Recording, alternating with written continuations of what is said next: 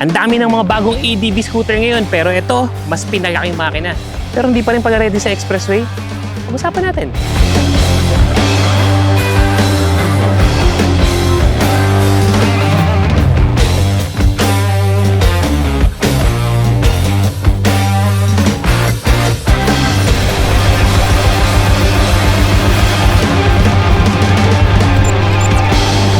Bago natin pag-usapan yan, napansin namin na marami pa rin sa inyo hindi naka-follow at naka-subscribe sa mga channels and pages ng Motor ni Juan.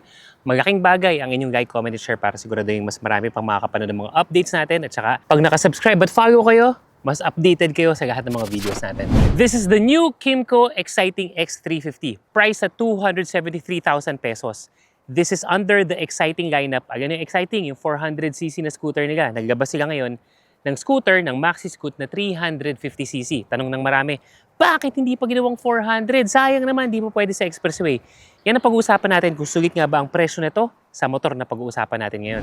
Pag-usapan muna natin siyempre Foreman. Na-cover na natin to during the launch of the X350. Pero ngayon, mas pag-usapan natin in details, gaya naman na ipangako ko sa inyo. Kasi ito na yung unit natin, sabi ko nga sa inyo, I will update you pagdating sa real-world performance. Pero pagdating sa forma, ito siya. Gaya ng nabanggit ko, this has the characteristic of that of an adventure scooter. Brusco, yes, pero meron siyang parang sophisticated na dating base sa mga ginyahan niya. So meron siyang windshield mga brother, malaking windshield niya pero hindi talaga adjustable. Makikita natin yung headlight assembly, actually malaki and uniquely shaped, parang ma-aggressive yung sukat ng kanyang DRLs. And then the headlights, ano lang siya, sporty yung dating ng headlight assembly niya dito. Mas malaki yung sa DRLs niya. The signal lights are also incorporated dun sa shape ng kanyang front fairings. Okay din yung dating yung kulay ng kanyang suspension. Malakas din makabrusco sa forma yung kanyang dual sports tires, front and rear. And then, bukod sa function, nakakadagdag din ng kanyang adventure identity yung built-in na handguard na meron na dito. For the handlebar, this is also naked. So mas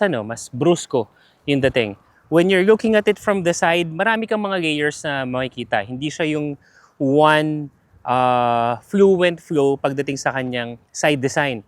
Kasi meron tayong branding ng X350 dito. This is gloss black in color, tas masusundan naman ng mga matte colors together with some air cowling naman dito tsaka yung branding na Exciting. So sabi ko nga sa inyo, parang ano to? Parang little brother ng Exciting 400 ni Kymco, kaya meron pa rin siyang brand na Exciting. Imposing din yung kanyang grab bar that also acts as a built-in top box bracket. So depende sa top box na kukunin mo sa Juan Moto Avenue, available ang iba't ibang mga top box dyan. Ito, pwede mo nang hindi maglagay ng bracket para sa kanya. Malaki yung kanyang upuan, mamaya pag-uusapan natin yung riding comfort, tsaka iba yung level ng rider at tsaka nung kanyang passenger. When it comes to the rear, malaki yung kanyang headlight assembly, medyo pa-X yung dating niya with brake lights imposing talaga dito sa likod. Also has a big rear fender, at the same time meron na rin siyang built-in na tire hugger. When it comes to the muffler, okay yung combination in terms of this having an aluminum color, pero hindi siya aluminum mga brother. And then with the combination of the matte black, so nakakadagdag doon sa kanyang pagka-sophisticated looking. Sabi ko nga, this has all the identity of an adventure scooter, pero meron siyang pitik ng pagka-sophisticated. Pero gaya na sabi ko sa inyo, eto na, nailabas na natin tong motor na to. I've been using this for a few hundred kilometers now. Pag-usapan naman natin yung performance ng makina na hindi natin masyadong na-test during the launch. So yes, this has a 350cc engine mga brother. Sasabihin ng karamihan sa atin, bitin naman yan. Bakit 350cc lang yung ginawa niya? Hindi pa pwede sa expressway. Actually, that is true. In terms of practicality in the Philippines, kung bibili ka ng motor na nasa 350cc at konti na lang diferensya, you would really opt to go for the 400cc versions na. Kasi, maaring iba ay hindi naman basta or araw-araw tumatawid ng expressway. It's nice to know to have that convenience and option na sakaling gustuhin mong tumawid sa expressway, wala kang problema.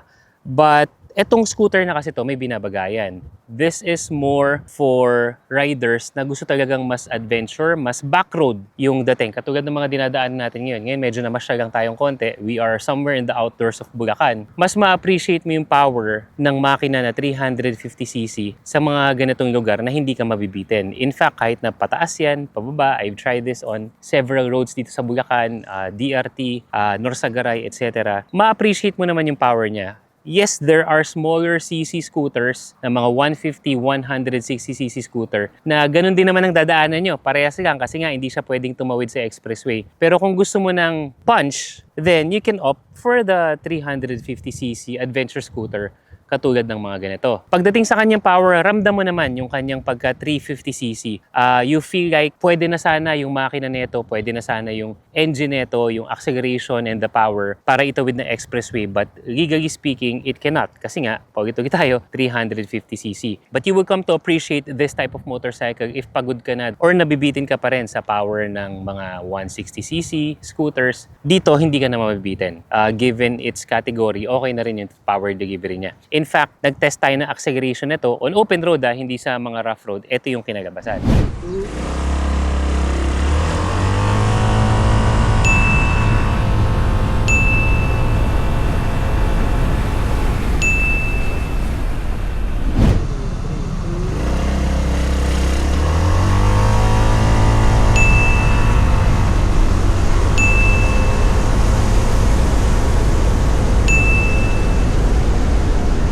So it's decent in power, definitely gives you overtaking power. Lalo-lalo na kung hindi ka naman sa expressway magmamaneho, yung mga tipong highway, national road, kung gusto mo lang ng sudden burst of power, meron naman to mga brother. And then in terms of fuel consumption, I was able to get medyo walwal lang tayo sa mga 24 to 25 kilometers per liter. Pero alam ko pwede pa tong umabot ng mga 27, 28 kilometers per liter base sa kanyang makina. The fuel tank capacity for this one goes about 14 liters. So sa isang full tank, pwede ka nang bumiyahe ng up to 350 kilometers, give or take mga brother, depende sa ruta. Dahil hindi ito pwede sa expressway mga brother, I did not have a lot of options or a lot of open roads para sagarin sana to kung kumusta ang vibration siya sa 100 kilometers per hour pataas. Yun sana yung gusto ko kapag mga ganitong scooter or ganitong makina ang pinag-uusapan natin. For safety purposes, hindi na natin nagawa yun. Isang birit ko lang to, nasa mga 90, 95. Mabilis na namang na-achieve yung speed na yun. Pero gusto ko sanang maramdaman yung vibrations, yung handling, yung stability on higher speeds. But I thought, why would I go for 100 kph and above na speed kung hindi rin naman natin ipapasok sa expressway to? And gaya nga nasabi natin, this is more for touring, this is more for back roads. Dun mo talaga siya mas magagamit na hindi ka naman talaga hahataw ng 100 kilometro per hour. Sa brake naman natin, before I proceed sa kanyang braking system, ito, adjustable yung kanyang brake lever into 4 levels. Depende na lang kung ano ang preference mo dyan. Usapang preno mga brother, what we have at the rear is, let me see, single disc brake sa likod with ABS channel, and then sa harap naman we have single disc brake as well. So jagged edge na rin yung kanyang disc brake. Napansin natin hindi ganun kalaki katulad sa ibang mga maxi scoots. Pero ABS na rin yung harap nito. So you have dual channel ABS, definitely a plus point when it comes to safety. Hindi man ganun kalaki yung disc niya sa mga nakagawian ko na comparing it to the other maxi scoots.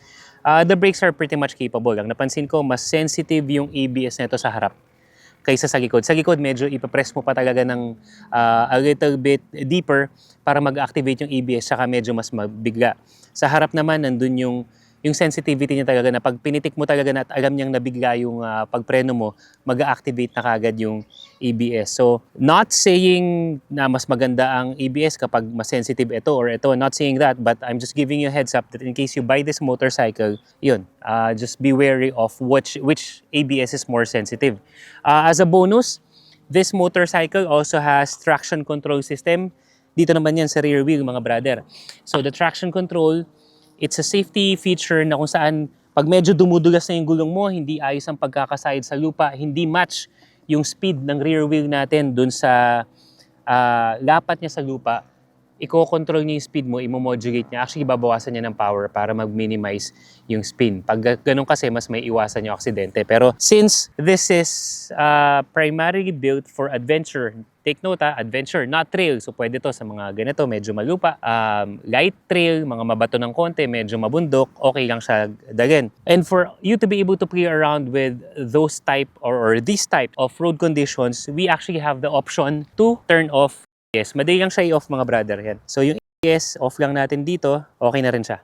Pero yung ABS mga brother, for safety reasons, hindi mo siya ma-off. So there will be times na magbe-braking ka sa mga medyo malupa or mabatong kalsada, mag-activate pa rin ABS depende na lang sa pag-press mo. Kaya nga diniscuss ko sa inyo kung ano yung mas sensitive when it comes to ABS activation ng motor na to. Alright, pag-usapang suspension naman tayo mga brother. Front, we have inverted fork. Okay rin yung kulay, no? Standard naman to pagdating sa mga suspension, kung may kulay yung suspension. Yung parang medyo gold na kulay ng suspension. Inverted fork. So this part of the suspension, itong may kulay, this is the one that's absorbing most of the impact bago siya mag-play at mag-deliver dito sa baba na part naman ng suspension natin. Pagdating naman sa likod, what we have is dual shocks, mga brother. Ito. Seems like, hindi ko pa na-try mga brother pero with the numbers here at saka yung mga butas dito sa suspension, looks like you can still adjust yung settings ng suspension nito in terms of the rebound and overall play of the suspension. Ang napansin ko, sa harap hindi siya tumutukod. Okay siya, yung mga sudden gabak hindi siya tumutukod. Pero pagdating dito sa mga rough road, ito nga, yung mga tayo ngayon, naggaga tayo, medyo adventure mode tayo ngayon dahil maganda yung panahon. Ramdam ko lang yung tagtag. I'm not sure if I should tweak the settings ng suspension ko dito sa likod. Pero ramdam ko yung, alam mo na malubak yung dinadaanan mo, na mararamdaman mo na mabato yung dinadaanan mo. So mag-a-adjust ka sa speed. So maybe the rear suspension is something that we can still adjust or maybe you can go for aftermarket suspension. Yung mga pasok na dito para kay X350. Pero sa comfort, tolerable naman. I mean, the rear suspension could still be better. Sabi ko nga, baka pwede pang i-adjust yung setting. Pero in terms of the ride, it's tolerable. Gulong naman tayo mga brother. Again, just like what I mentioned, dual sports tires. Yung harap at saka likod nito. Napansin ko nga na malapad yung mga treading niya dun sa pinakagulong natin. Hindi ko na to nahataw at wala ring pagkakataon na mamaneho ko to sa basa kasi nga summer na tayo ngayon. So I couldn't give you feedback how is the traction of the tires pagdating sa mga basang kalsada. Pero papunta sa Doña Remedios Trinidad, papunta sa Norsagaray, bumabanking tayong konti, medyo aggressive cornering and it handles smoothly. Wala namang episode na kung saan parang madudulas yung gulong. Although syempre dahil nga mas malaki yung treading, ang nangyayari kasi niyan is bawas yung surface area mo. Ito mga brother, kung titingnan mo, yung treading all the way hanggang sa pinaka-gilid ng gulong natin, yung sidewall na tinatawag, andun yung treading. So, agagay lang ako sa pag-corner, not too aggressive.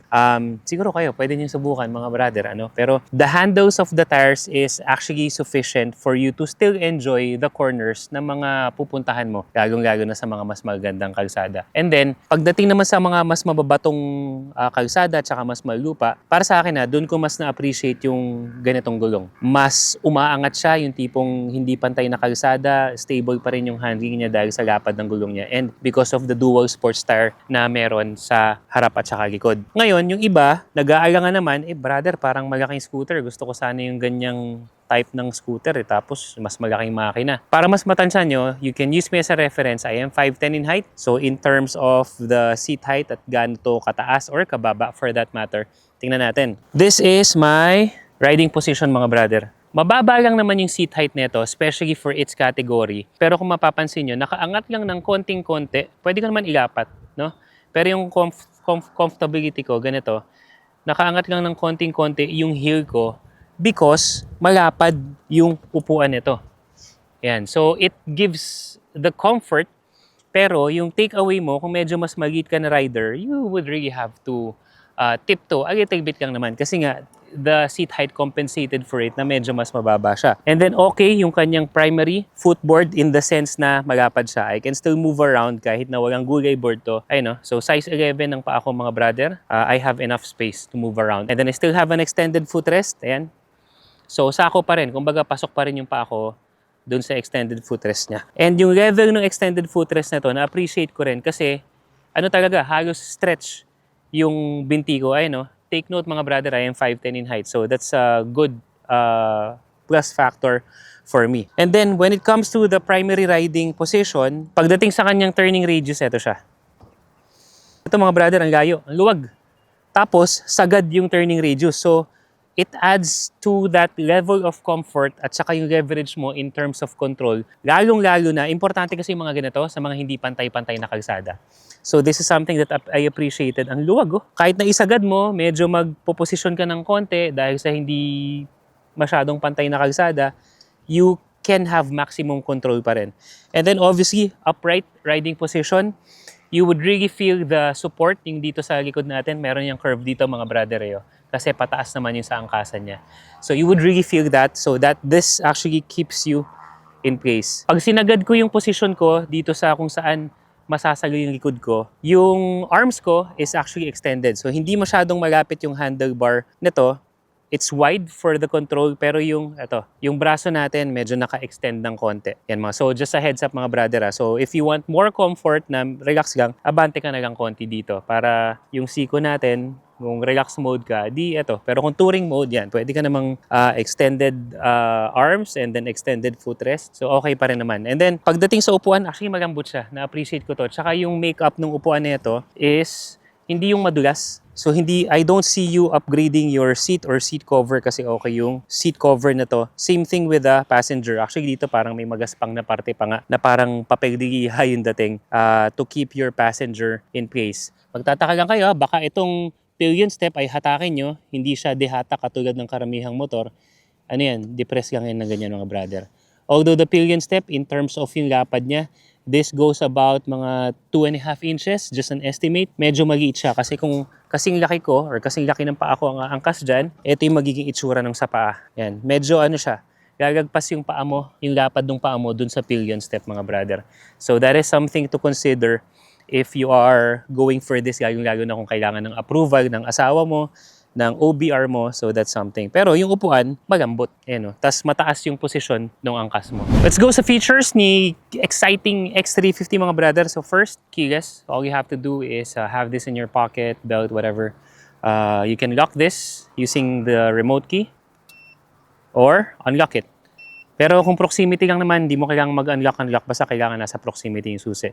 This also apparently has an answer back system. So sakaling nagkakagituhan, maraming motor, hindi mo masyado makita yung motor mo kung saan nag-park. So, pwede mong pindutin yung answer back. Yan. So, it gives out, actually mahina lang no? Mahina lang kasi yung tunog niya, pero may ilaw siya. So, somehow that helps. Mas maganda sana kung mas malakas-lakas yung beeping sound niya when you're using the answer back system. And let's take a look at this. So, we have a couple of front pockets mga brother. Dito sa kabila, standard check tayo, phone. So, kasha ang standard size phone with extra space pa. And then we also have a right front pocket, just about the same size mga brother. So kung naghahanap kayo ng charger, wala siya dito sa mga front pocket natin. Ito siya mga brother, hindi siya halata sa harap siya. And then it's also covered. Yung pinakasaksakan niya is nasa baba. So we have a couple of ports. So we have USB and then Type-C. Yun lang. So pwede mong i-wire yung charger mo papunta dito sa front pocket para syempre secured pa rin naman yung gadget mo. And then meron tong secret pocket. Hindi ko rin ina-expect tong mga brother. So sa left side ng motor, we have a secret pocket yan. So bahala ka na kung may mga gusto kang ilagay na basahan, documents or what, pero just know that you have an extra space right here na may net na rin naman to secure para hindi naman na pagbukas mo ng secret pocket mo ay basta na lang magagalaglag yung mga gamit mo dyan. And then for the compartment, buksan natin. Malaki yung compartment na to mga brother with the hydraulics na para hindi basta-basa angat. So yung gamit ko kasi yun is my Aero Commander Adventure helmet. Hindi siya kasya dito dahil dun sa palong niya. Pero subukan natin itong open face helmet natin.